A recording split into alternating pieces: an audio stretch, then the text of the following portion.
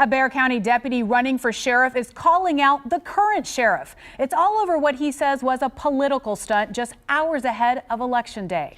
Eyewitness News reporter Mariah Medina talked to the Republican candidate who says the sheriff is hurting the agency.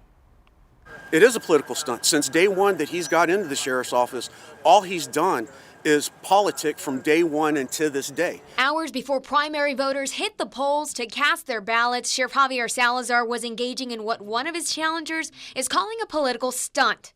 Jail staff yesterday mistakenly released inmate Pedro Gonzalez, a child sexual assault suspect who was supposed to be held on other charges.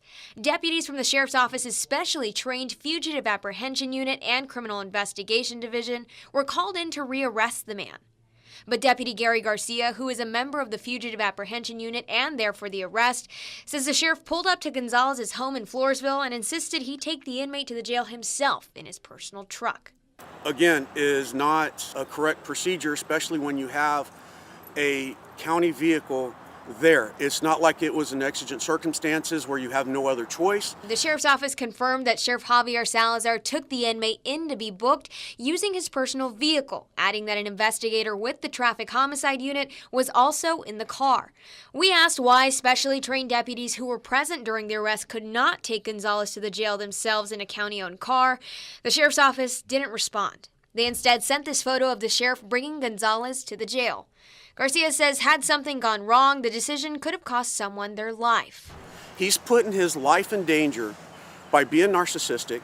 He's putting the citizens and the people of Bexar County in danger by being narcissistic.